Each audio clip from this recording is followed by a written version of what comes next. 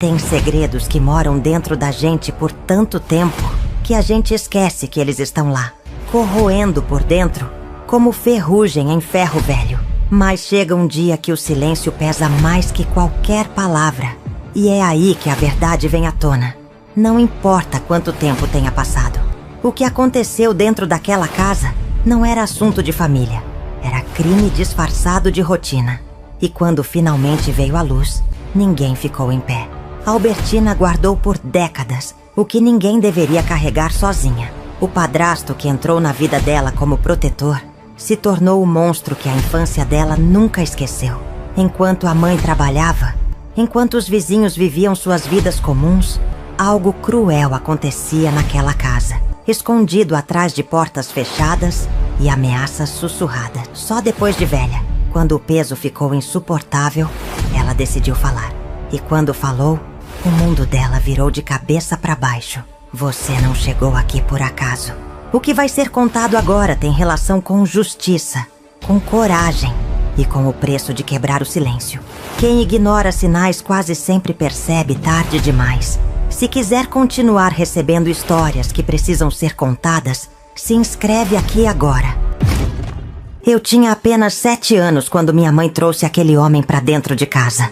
Ele era alto, de voz grossa, e trazia presentes toda vez que aparecia. Minha mãe sorria de um jeito que eu não via há tempos, desde que meu pai verdadeiro tinha ido embora e nunca mais voltou. Ela trabalhava de doméstica, saía antes do sol nascer e voltava quando a noite já tinha caído. Eu ficava sozinha a maior parte do tempo, brincando no quintal, inventando companhia, onde não tinha ninguém. Quando ele apareceu, minha mãe disse que agora eu teria alguém para cuidar de mim, que ele ia ser como um pai. No começo, ele realmente parecia ser gente boa. Me levava para comprar picolé na esquina, me deixava assistir televisão até mais tarde e não reclamava quando eu fazia bagunça. Minha mãe ficava feliz vendo a gente junto, achando que tinha encontrado um homem de verdade, alguém que ia ajudar a criar a filha dela. Eu mesma acreditei nisso por um tempo. Mas tem coisas que a gente sente antes de entender. Tem um frio na barriga que avisa quando algo não está certo, mesmo quando todo mundo em volta está sorrindo. E esse frio começou a aparecer quando minha mãe saía para trabalhar. A primeira vez que ele mudou foi numa tarde de terça-feira. Lembro até hoje porque era dia de novela que minha mãe gostava. E ela tinha pedido para eu não esquecer de ligar a TV no horário certo. Ele estava sentado no sofá e me chamou para sentar do lado dele. Nada demais, eu pensei. Mas o jeito que ele me olhava era diferente. Não era o olhar de quem cuida, era o olhar de quem espreita. Ele começou a passar a mão no meu cabelo, devagar, e disse que eu era bonita demais para uma menina tão pequena. Eu não entendi direito o que aquilo significava, mas meu corpo entendeu. Cada músculo meu ficou tenso, como bicho acuado. Ele me puxou pro colo dele, e eu tentei sair. Mas ele segurou firme. Disse que era só carinho, que pai faz isso com filha, que eu não precisava ter medo. Mas eu tinha um medo que não sabia de onde vinha, mas que tomava conta de tudo dentro de mim. Ele começou a apertar meu corpo de um jeito que doía, e quando eu reclamei, ele colocou a mão na minha boca e disse baixinho, bem no meu ouvido, que se eu contasse para minha mãe, ele ia embora e a gente ia passar fome. Disse que minha mãe ia ficar triste, que ia me bater, que ninguém ia acreditar em mim. E eu, com 7 anos, acreditei. Depois daquele dia, tudo mudou. Eu passei a ter medo de ficar sozinha com ele, mas não tinha como escapar. Minha mãe precisava trabalhar e eu não podia ir junto. Ele sabia disso. Sabia que tinha tempo, que tinha poder, que eu era pequena demais para me defender. Cada vez que minha mãe saía, meu coração disparava. Eu rezava para ela esquecer alguma coisa e voltar, para alguém bater na porta, para qualquer coisa que fizesse ele me deixar em paz. Mas nada acontecia. A casa ficava em silêncio. E era nesse silêncio que ele fazia o que queria. Eu comecei a mudar. Parei de brincar, parei de sorrir, parei de ser criança. Minha mãe percebeu que algo estava errado, mas quando perguntava, eu não conseguia falar. As palavras ficavam presas na garganta, como se tivessem medo de sair. Ele sempre estava por perto quando ela perguntava, me olhando de um jeito que eu sabia o que significava. Silêncio. E eu obedecia, porque criança obedece. Porque criança não sabe que tem direito de gritar. Fui engolindo tudo, guardando dentro de mim uma dor que ia crescendo junto comigo, ocupando cada espaço vazio que restava da menina que eu era antes dele chegar. E no fundo da alma, onde a gente guarda o que não consegue dizer, algo começou a morrer, mas também começou a se preparar. Você já sentiu que estava vivendo algo errado, mas não conseguia colocar em palavras? Deixa aqui embaixo o que você faria se pudesse voltar no tempo e falar com a criança que você foi. Os anos foram passando e o que ele fazia comigo foi se tornando rotina. Rotina? Essa palavra deveria significar algo normal, algo que a gente faz todo dia sem pensar. Mas para mim, rotina era terror. Era saber que toda vez que minha mãe saísse, ele ia estar ali, esperando. Eu cresci rápido demais por dentro, enquanto por fora ainda era só uma menina. Aprendi a me esconder, a ficar quieta, a sumir dentro de mim mesma enquanto aquilo acontecia. Descobri que a gente consegue sair do próprio corpo quando a dor é grande demais para suportar. Minha mãe continuava sem saber de nada. Ela trabalhava tanto que mal tinha tempo para perceber o que estava acontecendo debaixo do próprio teto. Quando chegava em casa, cansada, só queria jantar, ver um pouco de TV e dormir. Ele era carinhoso com ela na frente de mim. Trazia flores de vez em quando. Ajudava a pagar as contas. Para ela, ele era a salvação. Para mim, era o inferno. Eu olhava para minha mãe e queria gritar. Queria puxar ela pelo braço e mostrar a verdade. Mas as palavras nunca vinham. Ele tinha plantado o medo tão fundo em mim que eu nem tentava mais. Quando fiz 10 anos, ele ficou mais ousado. Não esperava mais minha mãe sair para trabalhar. Bastava ela ir no mercado, ou na casa da vizinha, ou tomar banho. Qualquer brecha era suficiente. Eu vivia em estado de alerta, como soldado em campo de guerra. Não relaxava nunca. Não dormia direito. Tinha pesadelos constantes, acordava suada, com o coração batendo tão forte que parecia que ia sair pela boca. Minha mãe achava que eu tinha algum problema de saúde. Me levou em benzedeira, em médico, mas ninguém descobria nada. Porque o que eu tinha não era doença, era segredo. Na escola eu era a menina quieta, a que ninguém notava. Não tinha amigas, não brincava no recreio, não participava de nada. As professoras achavam que eu era tímida, ou burra, ou as duas coisas. Ninguém imaginava que eu estava carregando um peso que adulto nenhum deveria carregar. Quanto mais criança.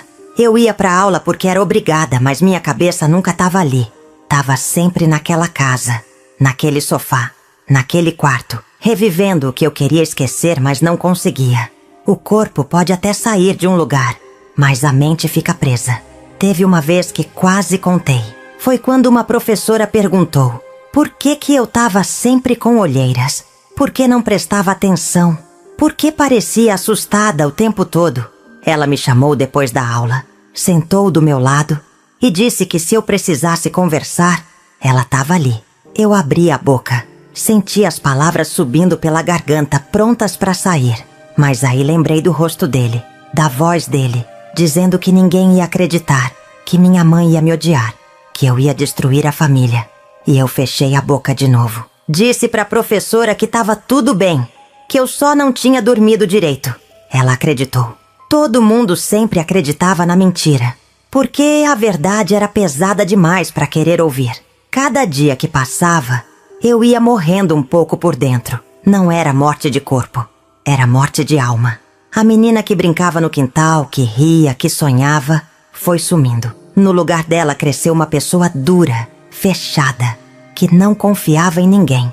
Eu olhava para o espelho e não me reconhecia. Via uma estranha me encarando, com olhos velhos demais para a idade que tinha. E o pior de tudo é que ninguém percebia. Ele tinha conseguido me apagar sem que ninguém notasse. Eu estava ali, mas não estava. Existia, mas não vivia. E enquanto eu ia desaparecendo, ele ia ficando mais confiante, mais poderoso, mais intocável. Quantas pessoas ao nosso redor estão gritando em silêncio e a gente não percebe? Conta aqui embaixo se você já passou pela experiência de guardar algo que machucava e o que te fez finalmente soltar. Quando cheguei na adolescência, as coisas pioraram de um jeito que eu nem imaginava ser possível. Meu corpo mudou e, com isso, a forma como ele me olhava também mudou. Não era mais só toque, era posse. Ele agia como se eu fosse propriedade dele, como se tivesse direito sobre cada pedaço de mim. Comecei a usar roupas largas, a esconder o corpo, a andar curvada para não chamar atenção. Mas não adiantava. Ele sempre encontrava um jeito, sempre tinha uma desculpa, sempre tinha um momento. E eu continuava em silêncio, porque o silêncio tinha virado minha prisão. Minha mãe começou a desconfiar, mas não do que você tá pensando. Ela desconfiava de mim. Achava que eu tava virando moça demais, que tava provocando, que usava roupa curta demais. Não importava que eu me cobrisse dos pés à cabeça. Ela sempre achava algo errado em mim.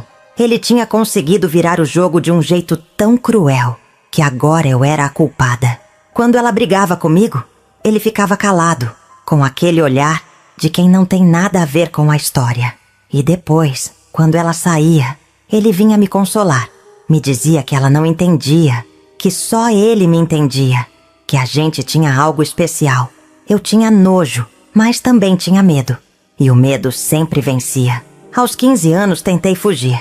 Juntei o pouco dinheiro que consegui, escondi uma mala embaixo da cama e planejei sair no meio da noite. Ia para qualquer lugar, não importava onde, contanto que fosse longe dele. Mas ele descobriu, não sei como, mas descobriu. Naquela noite, quando tentei sair, ele estava me esperando na sala. Não disse nada, só me olhou com aquele olhar que eu conhecia bem. Aquele que dizia que eu era dele e que nunca ia conseguir escapar. Pegou minha mala, abriu a janela e jogou tudo lá fora. Depois me arrastou pro quarto e trancou a porta. O que aconteceu naquela noite foi pior do que tudo que tinha acontecido antes. E foi aí que algo dentro de mim quebrou de vez. Depois daquilo, parei de tentar. Aceitei que essa era a minha vida, que não tinha saída, que ia morrer ali dentro daquela casa sem que ninguém soubesse da verdade. Me tornei um fantasma. Ia pra escola, voltava, comia, dormia e repetia tudo no dia seguinte. Não sentia mais nada. Nem raiva, nem tristeza, nem medo. Nada. O vazio tinha tomado conta de tudo. As pessoas falavam comigo e eu respondia no automático. Ninguém sabia que a menina que eles viam não era real. Era só uma casca, uma imitação de gente. Por dentro, eu tinha morrido faz tempo. Minha mãe percebeu que algo estava muito errado. Mas em vez de me ajudar, ela começou a me afastar. Dizia que eu tinha mudado, que não era mais a filha dela, que eu tinha virado uma estranha. Ela estava certa, eu tinha virado. Mas ela não sabia por quê. E eu não conseguia contar. Porque contar significava destruir tudo. Significava acabar com a ilusão de família feliz que ela tanto se esforçava para manter. Significava assumir que ela tinha trazido o monstro para dentro de casa e não tinha percebido. Eu não queria fazer isso com ela. Então continuei calada. Continuei sofrendo sozinha. Continuei sendo a filha estranha, a problemática, a que ninguém entendia. Teve momentos que pensei em acabar com tudo. Olhava pela janela do segundo andar e pensava como seria fácil. Um passo, só um, e tudo acabava. Não teria mais dor, não teria mais medo, não teria mais ele. Mas algo me segurava. Talvez fosse covardia, talvez fosse esperança. Não sei, só sei que todo dia eu escolhia continuar, mesmo sem saber por quê, mesmo achando que não valia a pena, mesmo acreditando que nunca ia melhorar. Eu continuava respirando, acordando, existindo. E hoje eu sei que foi essa teimosia besta, essa recusa em desistir, que me salvou. Porque se eu tivesse desistido naquela época, ele teria vencido. E eu não podia deixar isso acontecer. Mas o tempo tem um jeito cruel de ensinar que nada dura para sempre. Nem o sofrimento, nem o silêncio. Você acredita que a gente consegue sobreviver a situações que parecem impossíveis só com força de vontade? Deixa sua história aqui embaixo, pode ser que alguém precise ler justamente o que você tem para dizer. Com 18 anos consegui meu primeiro emprego. Foi numa padaria perto de casa. acordando de madrugada para ajudar a fazer pão. O dinheiro era pouco, mas era meu. Pela primeira vez na vida, eu tinha algo que ele não podia controlar. Comecei a guardar cada centavo, escondido num lugar que só eu sabia. Não tinha mais plano de fuga imediato, mas tinha esperança. E esperança, por menor que seja, é perigosa, porque ela te faz acreditar que as coisas podem mudar. Ele percebeu que eu estava diferente, mais distante, menos submissa. E isso não agradou. Ele começou a me sabotar, escondia meu uniforme, desligava meu despertador, inventava que eu estava doente para minha mãe me impedir de sair. Fazia de tudo para eu perder o emprego, porque sabia que aquilo era minha liberdade. Mas eu não desisti. Chegava atrasada, mas chegava. Trabalhava doente, mas trabalhava. Aguentava as broncas do patrão, as reclamações da minha mãe, as ameaças dele. Porque, pela primeira vez, eu tinha algo maior do que o medo. Eu tinha um objetivo. E quando a gente tem um objetivo, a gente aguenta o insuportável. Foi nessa época que conheci Dona Rosa, a dona da padaria. Ela era uma senhora de uns 60 anos, viúva, sem filhos, que tocava o negócio sozinha. No começo, ela era dura comigo. Reclamava de tudo, dizia que eu era lenta demais. Mas com o tempo, ela começou a perceber que tinha algo errado. Me via chegar machucada, cansada demais para uma menina da minha idade, assustada com qualquer barulho. Um dia ela me chamou nos fundos da padaria, me sentou numa cadeira velha e perguntou diretamente: "Quem tá te machucando?" Eu neguei. Disse que estava tudo bem, que era só cansaço. Ela não acreditou, mas não insistiu. Só disse que quando eu quisesse falar, ela ia estar ali. Levou meses até eu confiar nela. Mas aos poucos, fui me abrindo. Não contei tudo de uma vez, porque nem eu sabia como colocar aquilo em palavras. Comecei falando de pequenas coisas, de como ele me tratava mal, de como eu tinha medo dele. Ela ouvia em silêncio, sem me interromper, sem julgar. E quanto mais eu falava, mais leve eu me sentia. Era como se cada palavra que saía da minha boca tirasse um tijolo da parede que eu tinha construído em volta de mim. No dia que finalmente contei o que ele fazia comigo desde criança, eu desabei. Chorei como nunca tinha chorado na vida. E Dona Rosa me abraçou e disse a única coisa que eu precisava ouvir: "Não foi sua culpa." Aquelas 4 palavras mudaram tudo. Não foi sua culpa. Eu tinha passado anos acreditando que de alguma forma eu tinha provocado aquilo, que eu era culpada, que eu merecia. Ele tinha colocado isso na minha cabeça e minha mãe, sem querer, tinha reforçado. Mas ouvir de alguém que eu era só uma criança, que eu era a vítima, que ele era o monstro, me deu uma força que eu não sabia que tinha. Dona Rosa me ajudou a juntar coragem. Me disse que eu precisava denunciar, que ele não podia continuar impune, que outras meninas podiam estar passando pelo mesmo. E ela tinha razão. Mas o medo ainda era maior que a coragem. Levei mais 2 anos para tomar a decisão. 2 anos juntando dinheiro, planejando, me fortalecendo. Dona Rosa me deixou morar nos fundos da padaria, num quartinho apertado, mas que era meu. Saí de casa sem avisar ninguém. Simplesmente peguei minhas coisas e fui embora. Minha mãe tentou me procurar, ligou pro meu trabalho, mas Dona Rosa disse que não sabia onde eu estava. Ele também procurou. Apareceu na padaria algumas vezes, tentando me convencer a voltar, fazendo ameaças veladas. Mas eu não voltei. Pela primeira vez na vida, eu tinha escolhido a mim mesma. E isso, ninguém ia tirar de mim. E foi nessa liberdade, nesse respiro de quem finalmente saiu da jaula, que a verdadeira força começou a crescer. Você já precisou da ajuda de um estranho para sair de uma situação que as pessoas próximas não conseguiam enxergar? Compartilhe aqui como foi esse encontro que mudou tudo. A liberdade veio, mas a paz não. Eu tinha saído de casa, tinha me afastado dele, mas o trauma continuava comigo. Acordava no meio da noite, achando que ele estava ali, no quarto. Qualquer homem alto de voz grossa me fazia tremer. Não conseguia ter relacionamento com ninguém, porque meu corpo rejeitava qualquer tipo de toque. Dona Rosa percebeu que eu precisava de ajuda profissional e me levou num psicólogo que atendia de graça numa clínica comunitária. foi difícil, muito difícil. Porque falar sobre o que aconteceu é reviver tudo de novo. É abrir feridas que você tentou fechar sozinha por anos. Nas primeiras sessões, eu não conseguia falar. Ficava lá, sentada, em silêncio, enquanto a psicóloga esperava. Ela não me pressionava, não me julgava, só esperava. E aos poucos, as palavras começaram a sair. Primeiro aos pedaços, depois em jorros. Contei tudo, desde a primeira vez, passando pelos anos de abuso, até a fuga. Ela me explicou o que era trauma, o que era síndrome do estresse pós-traumático. Me fez entender que o que eu sentia era normal para quem passou pelo que eu passei.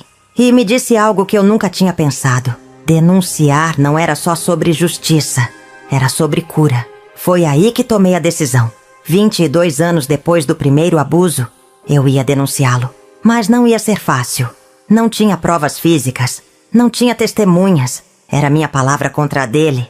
A psicóloga me avisou que o processo ia ser doloroso, que eu ia ter que contar tudo de novo pros policiais, pro promotor, pro juiz, que ele ia negar, ia me chamar de mentirosa, ia tentar destruir minha credibilidade. Mas eu não me importava mais. Eu tinha passado por coisa pior. E dessa vez, eu não estava sozinha. Dona Rosa disse que ia comigo. A psicóloga disse que ia me acompanhar em tudo. E eu, pela primeira vez, senti que tinha um exército do meu lado. No dia que fui fazer a denúncia, minhas pernas tremiam tanto que mal conseguia andar. A delegacia era fria, com cheiro de mofo e paredes descascadas. A delegada que me atendeu era uma mulher séria, de olhar cansado, que parecia ter ouvido 1000 histórias como a minha.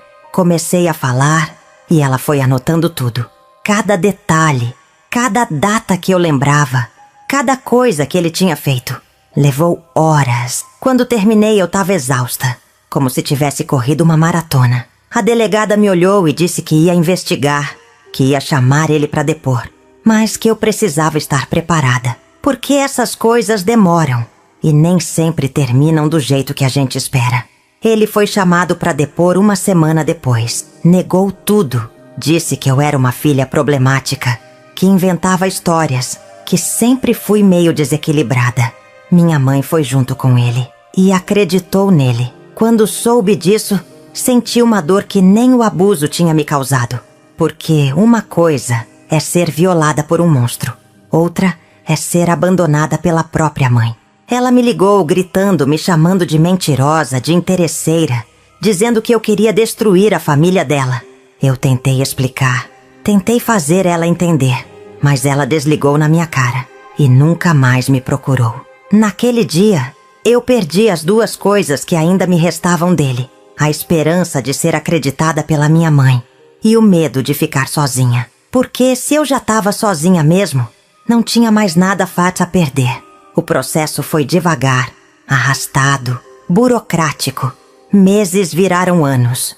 Eu continuei trabalhando, continuei fazendo terapia, continuei vivendo. Mas uma parte de mim estava sempre esperando. Esperando justiça, esperando reconhecimento.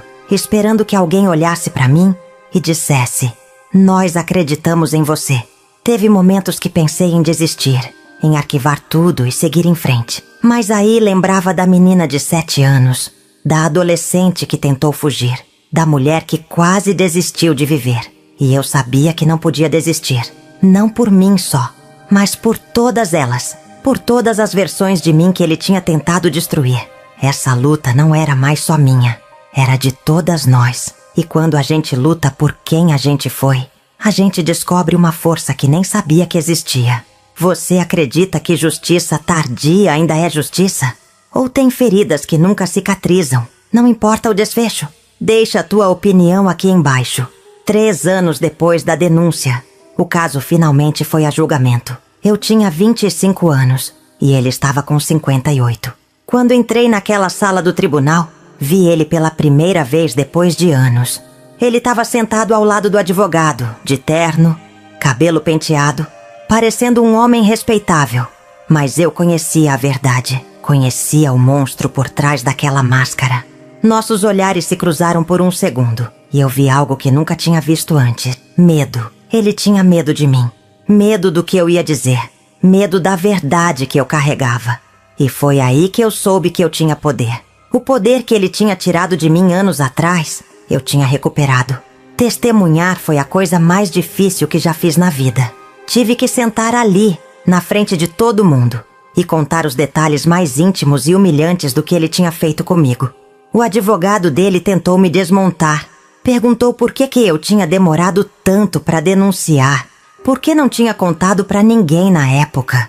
Se eu não tinha inventado tudo porque estava com raiva dele. Cada pergunta era uma facada.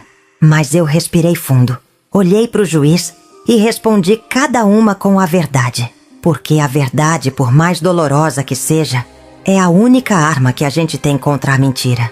A psicóloga testemunhou, explicou o trauma, explicou por que vítimas de abuso demoram anos para falar, explicou que meu comportamento era compatível com alguém que tinha sofrido violência sexual prolongada. Dona Rosa testemunhou. Contou como eu era quando comecei a trabalhar na padaria, como eu tinha medo de tudo, como eu tinha marcas pelo corpo. Cada depoimento ia construindo a verdade, tijolo por tijolo. E eu via a expressão dele mudando. A confiança inicial ia virando nervosismo. O nervosismo ia virando desespero. Ele sabia que estava perdendo. E eu sabia que estava vencendo. Minha mãe não apareceu no julgamento. Nem para me apoiar, nem para apoiar ele. Simplesmente sumiu. Como se nada daquilo fosse com ela. E de certa forma, entendi. Porque aceitar a verdade significava aceitar que ela tinha falhado comigo, que tinha trazido o abusador para dentro de casa, que tinha escolhido acreditar nele em vez de em mim. Esse peso era grande demais para ela carregar. Então ela escolheu a fuga. Eu já tinha perdido minha mãe fazia tempo, mas foi naquele dia, vendo a cadeira vazia onde ela deveria estar, que eu aceitei de vez que ela nunca ia voltar. E estranhamente, isso me deu paz, porque eu parei de esperar algo que nunca ia acontecer. O julgamento durou 3 dias. 3 dias de tensão, de choro, de raiva, de esperança. No último dia, depois de todas as testemunhas, depois de todas as provas, o juiz deu a palavra final a ele. Ele se levantou e, pela primeira vez, não tinha confiança na voz. Gaguejou, tentou se explicar, tentou dizer que tinha sido um bom padrasto, que nunca tinha machucado ninguém. Mas as palavras saíam fracas, vazias, porque até ele sabia que era mentira. Quando ele sentou de novo, eu vi um homem derrotado. E não senti pena, senti alívio, porque o monstro que tinha habitado meus pesadelos por décadas estava finalmente sendo exposto, e não tinha mais onde se esconder. O juiz se retirou para deliberar. Levou 2 horas, 2 horas que pareceram 2 anos. Eu estava lá fora, no corredor, com Dona Rosa me segurando a mão. Ela não falou nada, só ficou ali comigo. Quando chamaram a gente de volta, meu coração estava batendo tão forte que eu achava que todo mundo podia ouvir. O juiz entrou. Todo mundo se levantou e ele começou a ler a sentença. Cada palavra era um martelo na minha cabeça. E quando ele falou, culpado, eu desabei. Chorei tanto que não conseguia mais ficar em pé. Dona Rosa me segurou e eu ouvi ela sussurrar no meu ouvido. Você conseguiu. E naquele momento, depois de décadas de dor, a menina que tinha sido calada finalmente pôde gritar. Qual o significado de justiça para você? É punição? É reconhecimento? Ou é algo maior? Compartilha aqui o que passou pela tua cabeça lendo isso. Ele foi condenado a 20 anos de prisão. 20 anos. Parecia muito, mas ao mesmo tempo parecia pouco perto. Tentar novamente de continuer do que ele tinha me tirado. Ele tinha roubado minha infância, minha adolescência, minha capacidade de confiar, de amar, de viver sem medo. 20 anos não iam devolver nada disso, mas iam garantir uma coisa, que ele não ia fazer isso com mais ninguém. E isso já era alguma coisa. Quando saí do tribunal, os jornalistas estavam lá fora. A notícia tinha vazado e todo mundo queria saber da história. Eu não falei com ninguém naquele dia. Só queria ir para casa, deitar na cama e processar o que tinha acabado de acontecer. Nas semanas seguintes, a história se espalhou pela cidade.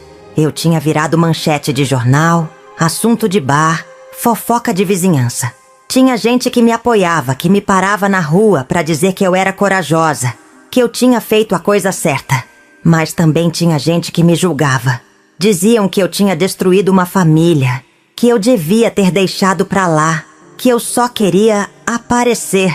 Teve até quem dissesse que eu tinha inventado tudo por dinheiro, como se dinheiro pudesse pagar pelo que eu tinha passado. Cada comentário maldoso era uma facada, mas eu aprendi a não deixar isso me derrubar, porque no final quem tinha vivido aquilo era eu. E só eu sabia a verdade. Minha mãe tentou me procurar depois da sentença. Mandou o recado pela vizinha. Pediu meu telefone para Dona Rosa. Até apareceu na padaria uma vez, mas eu não quis falar com ela. Não por vingança, mas por proteção. Porque eu sabia que se eu abrisse aquela porta de novo, ela ia tentar me convencer de que eu tinha exagerado, que ele não era tão ruim assim, que família se perdoa. E eu não podia ouvir isso. Não depois de tudo que eu tinha lutado para chegar até ali. Então, eu mantive a distância. E com o tempo, ela parou de tentar. Soube depois que ela tinha se mudado para outra cidade, que tinha começado uma vida nova. Torci para que ela encontrasse paz, mas longe de mim. A vitória no tribunal não curou tudo. Continuei fazendo terapia. Continuei tendo pesadelos. Continuei com dificuldade de confiar nas pessoas. O trauma não desaparece porque o criminoso foi preso. Ele fica ali, dentro da gente, esperando uma brecha para voltar. Teve dias que eu me perguntei se tinha valido a pena. Se não teria sido mais fácil deixar pra lá, esquecer, seguir em frente sem mexer naquilo tudo. Mas aí eu lembrava que não era só sobre mim. Era sobre dar voz pra quem não tem. Era sobre mostrar que dá pra sobreviver, pra se levantar, pra lutar. E que no final, a verdade sempre vence. Pode demorar, pode doer, mas vence. Comecei a participar de grupos de apoio para vítimas de abuso sexual. Conheci outras mulheres que tinham passado por coisas parecidas, algumas até piores, e percebi que eu não estava sozinha, que a gente era uma legião de sobreviventes, cada uma com sua história, sua dor, sua luta. Nesses grupos eu aprendi a falar sem ter vergonha, a chorar sem sentir fraqueza, a rir de novo sem sentir culpa. Aprendi que cura não é esquecer, é aprender a conviver, é transformar a dor em força, o trauma em testemunho, o silêncio em voz. E foi nesses grupos que eu descobri meu propósito, ajudar outras meninas a não passarem o que eu passei. Voltei a estudar, fiz faculdade de psicologia, me especializei em trauma infantil. E hoje trabalho com crianças vítimas de abuso. Cada vez que atendo uma menina assustada, que não consegue falar, que tem medo de tudo, eu vejo a mim mesma e faço por ela o que eu gostaria que tivessem feito por mim. Acredito, não questiono, não julgo, não duvido, só acredito, porque acreditar é o primeiro passo para a cura. E cada criança que eu ajudo é uma vingança contra ele. Não vingança de ódio, mas vingança de amor. Porque ele tentou me destruir e eu transformei aquela destruição em propósito. Ele quis me calar e eu virei a voz de quem não pode falar. Ele quis me apagar e eu virei luz no caminho de quem tá no escuro. E assim, a menina que foi vítima se tornou a mulher que salva. E nada, absolutamente nada, pode apagar isso. Você acredita que a gente pode transformar dor em propósito? Conhece alguém que fez isso? Deixa aqui tua história ou de alguém que te inspira. Anos depois, quando eu já estava estabilizada na minha profissão, recebi uma carta na clínica onde eu trabalhava. Era dele, da prisão. Meu primeiro instinto foi rasgar sem ler, jogar fora como se fosse lixo, porque era isso que ele era para mim, lixo. Mas a curiosidade foi mais forte. Abri a carta e li. Ele pedia perdão, dizia que tinha refletido, que tinha entendido o mal que tinha feito, que queria uma chance de se redimir. Terminava dizendo que esperava que um dia eu pudesse perdoá-lo, porque ele não conseguia perdoar a si mesmo. Quando terminei de ler, não senti raiva, senti pena. Pena de um homem velho, preso, que finalmente tinha entendido o monstro que tinha sido. Mas perdoar? Isso era outra história. Conversei com minha terapeuta sobre a carta. Ela me perguntou se eu queria responder, se eu achava que isso ia me ajudar de alguma forma. Pensei muito e concluí que não. Porque perdão não é sobre o outro, é sobre a gente. E eu já tinha me libertado dele fazia tempo. Responder seria dar a ele algo que ele não merecia: minha atenção.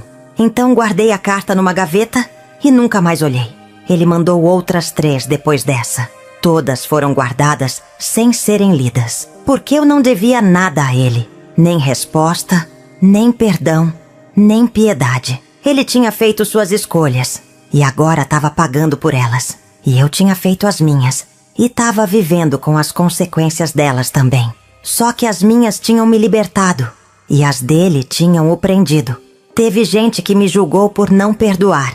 Diziam que perdoar é libertador, que guardar rancor só me machucava, que eu precisava deixar para trás. Mas essas pessoas nunca tinham passado pelo que eu passei.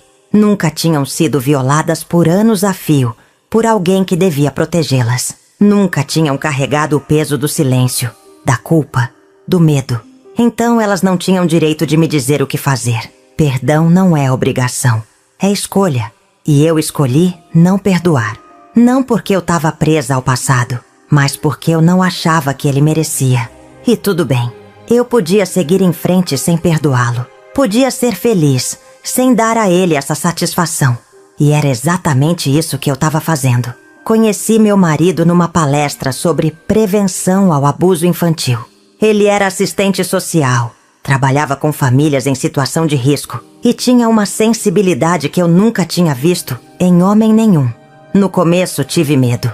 Medo de me envolver, medo de confiar, medo de que ele fosse como todos os outros. Mas ele foi paciente, não me pressionou, não me apressou, só ficou ali, presente, esperando eu estar pronta. Levou 2 anos até eu aceitar namorar com ele, e mais 3 até eu aceitar casar. Mas valeu a pena, porque ele me mostrou que nem todo homem é monstro, que existe amor que não machuca, toque que não viola, presença que não ameaça. E isso foi uma cura que nem terapia tinha conseguido me dar. Tivemos 2 filhas, e quando a primeira nasceu, eu senti um medo que não sabia que existia. Medo de não conseguir protegê-la. Medo de que o mundo fizesse com ela o que tinha feito comigo. Medo de que eu não fosse forte o suficiente para ser a mãe que ela merecia. Meu marido percebeu, me abraçou e disse que a diferença entre minha mãe e eu é que eu sabia o que procurar. Eu sabia os sinais, sabia as táticas, sabia como os predadores agem. E que isso ia fazer de mim a melhor mãe que essas meninas podiam ter. Ele estava certo. Eu me tornei uma mãe vigilante, mas não paranoica. Presente, mas não sufocante. Ensinei minhas filhas desde cedo sobre o próprio corpo, sobre o que era toque bom e toque ruim, sobre dizer não, sobre gritar, sobre contar sempre, sempre, sempre. E elas cresceram seguras, confiantes, livres, tudo que eu nunca fui. Hoje, quando olho para trás, vejo que a jornada valeu a pena. Não foi fácil, foi a coisa mais difícil que já fiz na vida. Mas me transformou, me fez forte, me fez sábia, me fez humana. O abuso tentou me destruir, mas no final só me reconstruiu melhor. Aprendi que a gente não precisa ser perfeito para ser forte. Que cicatrizes não são sinais de fraqueza, são sinais de batalhas vencidas. Que a voz da vingança não precisa ser grito de ódio, pode ser sussurro de verdade. E que quando a gente se levanta depois de ter sido derrubada tantas vezes, a gente descobre que é feito de algo mais forte que qualquer monstro pode imaginar. A gente é feito de sobrevivência. E essa sobrevivência não é só resistir, é viver, é escolher, todo dia, continuar de pé. O que te mantém de pé quando tudo parece estar desmoronando? Qual é tua fonte de força? Conta aqui. Pode ser que inspire alguém que está precisando ouvir exatamente isso. Ele morreu na prisão há 5 anos. Ataque cardíaco, me disseram. Foi rápido, sem sofrimento. Quando recebi a notícia, não senti nada. Nem alívio, nem tristeza, nem raiva. Só um vazio estranho, como se tivesse fechado um capítulo que eu já nem lembrava mais que estava aberto. Não fui no enterro, não quis. Minha presença lá não ia mudar nada. Não ia trazer paz para ninguém, muito menos para mim. Deixei que ele fosse enterrado sem mim, do mesmo jeito que ele tinha tentado me enterrar em vida. A diferença é que eu tinha sobrevivido. E ele não. Isso, de certa forma, era justiça. Não a justiça que eu tinha buscado no tribunal, mas a justiça da vida mesmo. Depois que ele morreu, minha mãe tentou me procurar de novo. Dessa vez eu atendi. A gente se encontrou num café, num dia de chuva. Ela estava mais velha, mais magra, com o rosto marcado por rugas que pareciam carregar o peso de todos os anos que a gente tinha ficado sem se falar. Pediu desculpas, disse que tinha errado, que devia ter acreditado em mim, que tinha sido covarde. Chorou muito. Eu não chorei, só ouvi, porque parte de mim ainda queria ouvir aquilo, mesmo depois de tanto tempo. Quando ela terminou, eu disse que aceitava as desculpas, mas que não ia esquecer. Que perdoar não significava voltar a ser mãe e filha como antes, porque Santis nunca tinha existido de verdade. E agora era tarde demais para construir. A gente se vê de vez em quando. Aniversários, Natal, datas assim. Não é próximo, mas também não é distante. É um meio termo que funciona pra gente. Minhas filhas a conhecem como avó, mas sabem que a história é complicada. Eu nunca menti pra elas sobre o que aconteceu. Obviamente adaptei pra idade delas, mas elas sabem que a avó cometeu erros graves e que a gente tá tentando consertar o que dá. Acho importante que elas saibam disso. Que saibam que os adultos erram, que as mães erram e que mesmo assim a vida continua. Que perdão não é obrigação, mas pode ser escolha. E que cada um decide o que fazer com as próprias dores. Minha história virou livro há 2 anos. Uma editora me procurou depois de me ver numa entrevista na TV e me propôs contar tudo num livro. Hesitei muito, porque expor daquele jeito para milhares de pessoas era assustador. Mas pensei nas mulheres que podiam se identificar, nas meninas que podiam ter coragem de denunciar depois de ler, nas mães que podiam aprender a prestar atenção nos sinais. E aceitei. Escrever foi doloroso. Reviver cada momento, cada detalhe, cada sentimento. Teve dias que eu não conseguia continuar, que fechava o computador e chorava horas. Mas no final, quando o livro ficou pronto, eu senti um orgulho que nunca tinha sentido antes. Porque aquilo era meu, era minha história, minha voz, minha verdade. E ninguém podia tirar isso de mim. O livro se tornou sucesso. Não esperava, mas aconteceu. Recebi milhares de mensagens de mulheres que tinham passado por coisas parecidas, de mães que tinham descoberto abusos depois de ler, de profissionais que usaram o livro como ferramenta de trabalho. Cada mensagem era uma confirmação de que eu tinha feito a coisa certa, de que expor minha dor tinha valido a pena, porque não era mais só sobre mim, era sobre todas nós, sobre quebrar o silêncio, sobre dar nome ao que acontece escondido, sobre mostrar que dá para sobreviver e até prosperar depois do impensável. E se eu conseguir, qualquer uma consegue. Não é fácil, mas é possível. Hoje, quando olho para minha vida, vejo algo que a menina de 7 anos nunca imaginaria possível.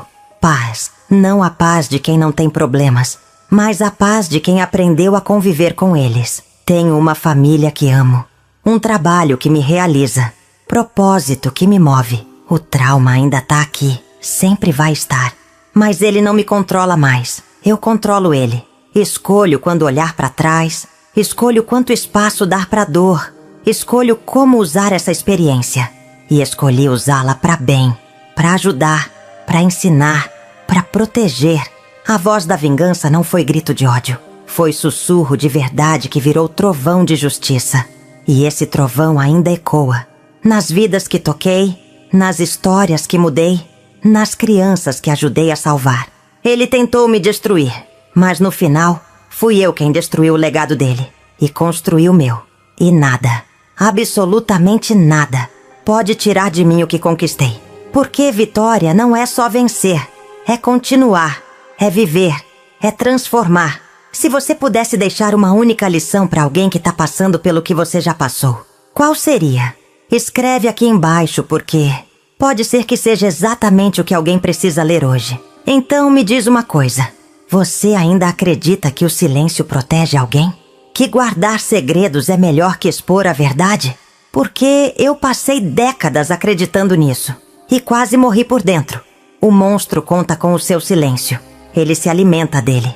E enquanto a gente cala, ele continua agindo. Não só com a gente, mas com outras. Com mais. Com tantas. Até quando? Falar dói. Expor machuca. Lutar cansa. Mas sabe o que dói mais? Carregar sozinha. Morrer em vida. Viver com o peso de algo que não é sua culpa. Se você tá passando por isso agora, ou conhece alguém que tá, escuta bem. Não é sua culpa. Nunca foi. E você não precisa carregar isso sozinha. Fala. Denuncia. Grita. Porque a sua voz pode salvar não só você, mas muitas outras. Se essa história tocou você de alguma forma, se fez você pensar, se fez você olhar diferente para alguém, então se inscreve nesse canal agora. Ativa as notificações. Porque toda semana tem histórias aqui que precisam ser contadas, verdades que precisam ser expostas, vidas que merecem ser ouvidas. E quem sabe a próxima história não é justamente o que você precisa ouvir? Bom, deixa eu resumir tudo para você que chegou até aqui. Eu fui abusada pelo meu padrasto dos 7 aos 20 anos. Vivi em silêncio, com medo, carregando culpa que nunca foi minha. Fugi, denunciei, lutei na justiça e depois de décadas, consegui a condenação dele. Mas a vitória não parou aí. Transformei minha dor em propósito, virei psicóloga, ajudo outras vítimas, escrevi um livro e hoje vivo em paz. Não esqueci, mas aprendi a viver apesar de tudo. Se você gostou dessa história, vai lá no final desse vídeo que eu deixei outro para você assistir. Tenho certeza que vai te tocar também. E já aproveita e deixa seu like aqui embaixo, se inscreve no canal se ainda não é inscrito e compartilha com alguém que precisa ouvir isso. Porque quanto mais gente souber dessas histórias, menos gente vai sofrer em silêncio. Um beijo no coração de cada um de vocês. Até o nosso próximo vídeo. Um beijo da vovó Albertina.